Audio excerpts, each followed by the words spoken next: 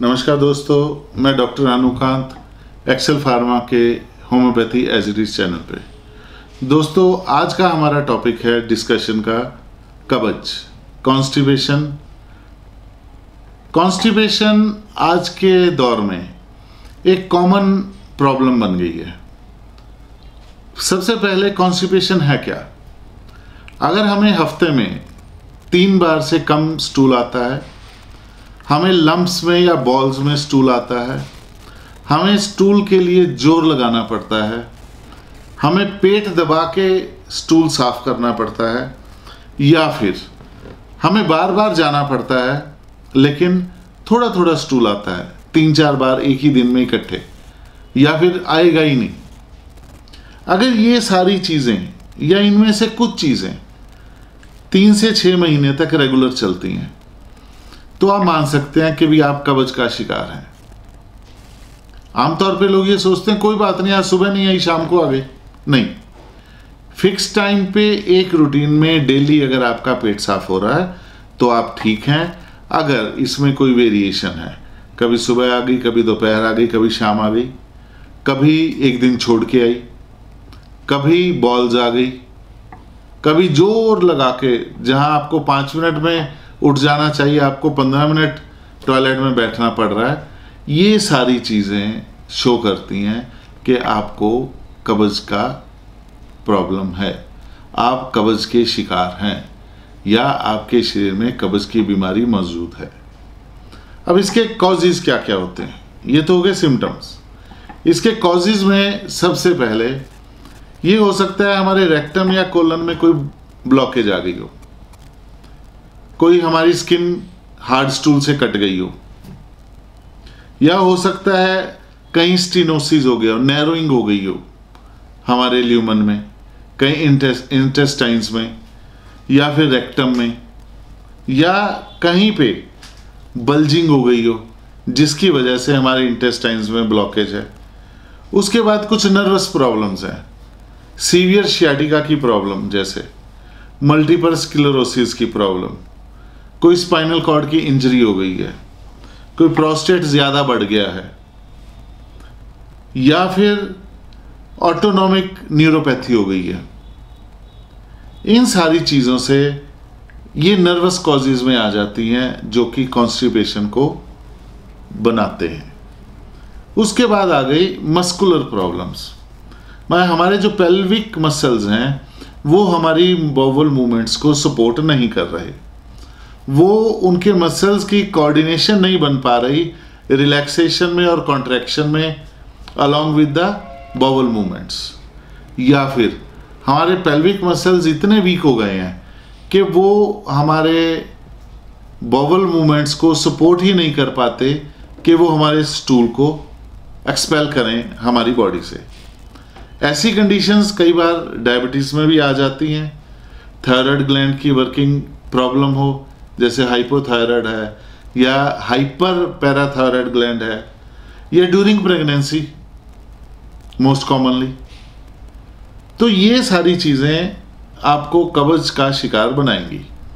अब इसके risk factors में ड्यूरिंग प्रेगनेंसी फीमेल्स हैं, हमारे ओल्ड एज पीपल हैं, या जो लोग पानी कम पीते हैं, या फिर हमारे बच्चे जो सिर्फ जंक फूड के ऊपर ही डिपेंडेंट है, जिनको वो सॉफ्ट ड्रिंक्स और जंक फूड ही चाहिए, या हमारा युवा जो आज की डेट में लैपटॉप के आगे बैठा है और दुनिया के साथ दौड़ रहा है कंपटीशन की रेस, क्योंकि वो सारा दिन बैठा ही है, एक्सरसाइज नहीं कर रहा, बॉडी को पता ही नहीं है।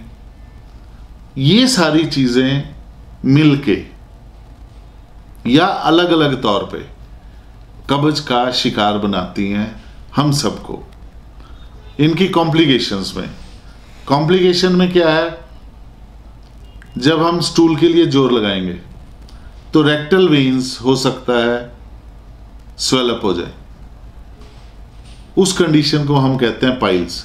कई बार पेशेंट आ गया था, डॉक्टर साहब मैं जब वॉश करता हूं तो मुझे कुछ मस्से से लगते हैं या फूली हुई कुछ चीज़ें महसूस होती हैं, वो पाइल्स हैं। अगर हम डिहाइड्रेटेड हैं, हमारा रेक्टल म्यूकोजा ड्राई अप है तो हार्ड स्टूल आएगा, वहाँ क्रैक्स पड़ जाएंगे। ये है एनल फिशर्स। अगर मान लीजिए हम जोर लगा रहे हैं, स्टूल नहीं आ रहा, कहीं कोई ऑब्स्ट्रक्शन आ गई है, वो आ जाती है फीकल इंफेक्शन।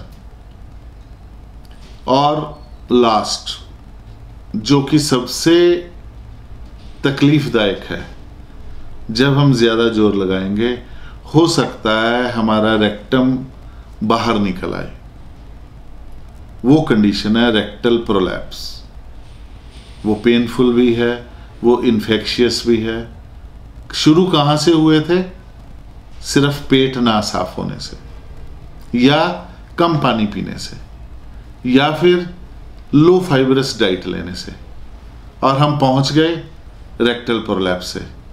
कारण सिर्फ एक कॉन्स्टिपेशन। लेकिन दोस्तों, इस कॉन्स्टिपेशन से बचा जा सकता है। बचने के तरीके, आप सबसे पहले अपने आप को हाइड्रेट करें, मैक्सिमम पानी पिए।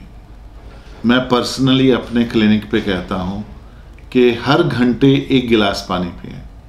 लोग क्या करते हैं, डॉक्टर साहब सुबह 2 बोतल पानी पी थी, दोपहर को भी शाम को भी।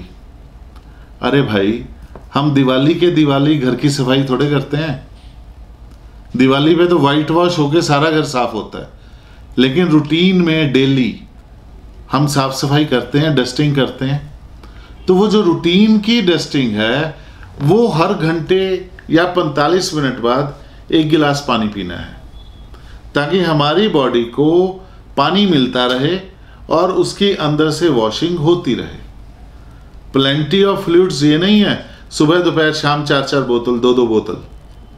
प्लेंटी ऑफ फ्लूइड्स यानी कि शॉर्ट इंटरवल्स पे शॉर्ट इनटेक।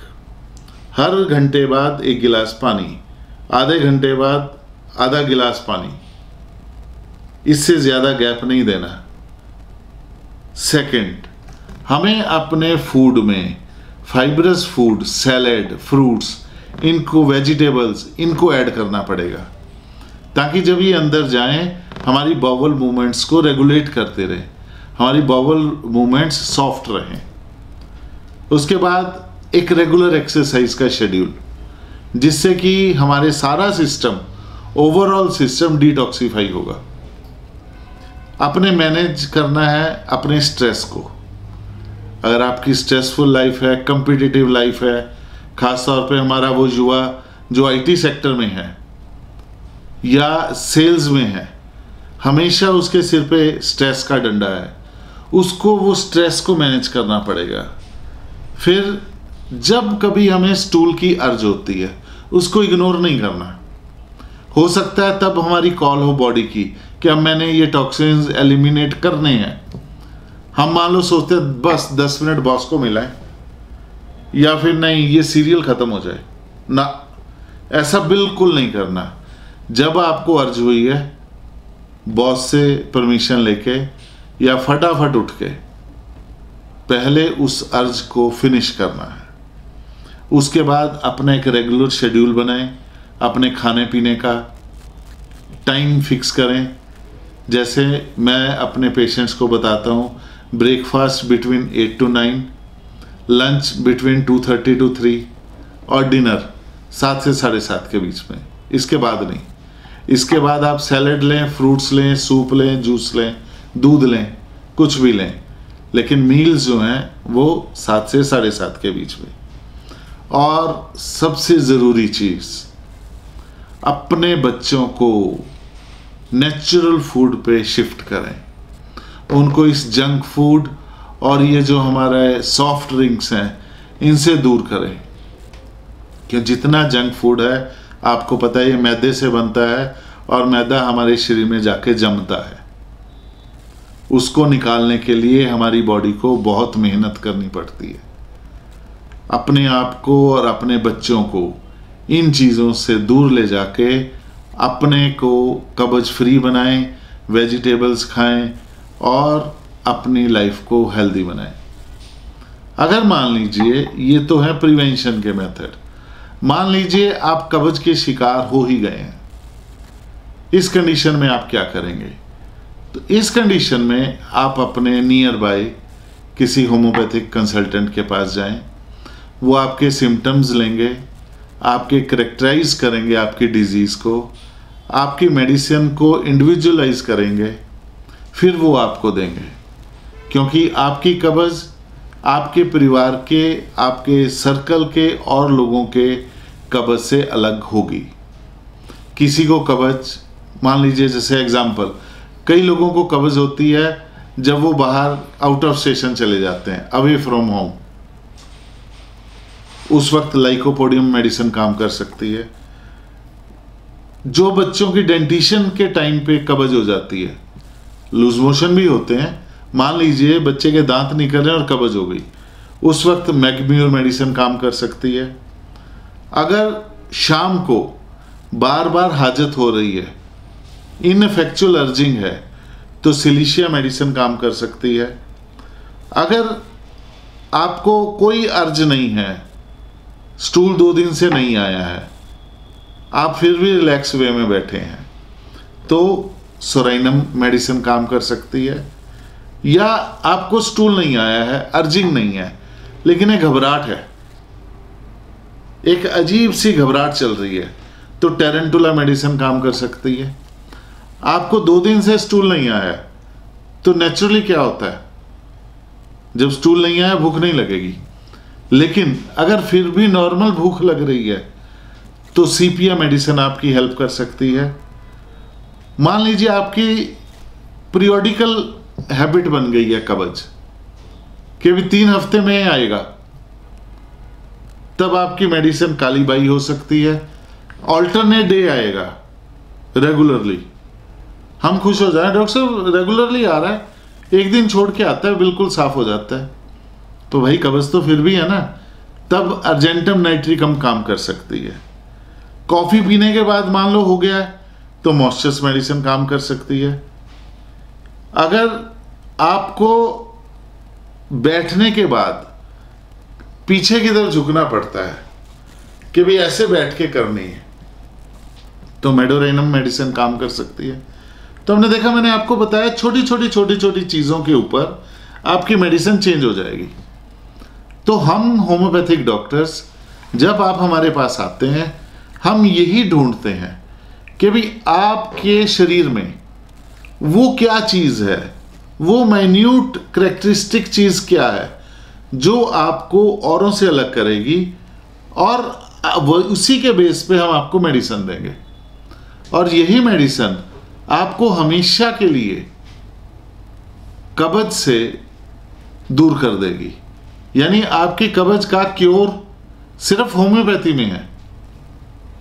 अगर आप हमसे अपनी कंसल्टेशन लेना चाहते हैं, तो आप हमारे ऑफलाइन या ऑनलाइन कंसल्टेशन प्रोग्राम में रजिस्टर करें और हमें मौका दें कि हम आपको इस कब्ज़ नामक बीमारी से निजात दिलवा सकें और आपको एक हेल्दी लाइफ जीने के लिए मोटिवेट कर सकें। नमस्कार, धन्यवाद।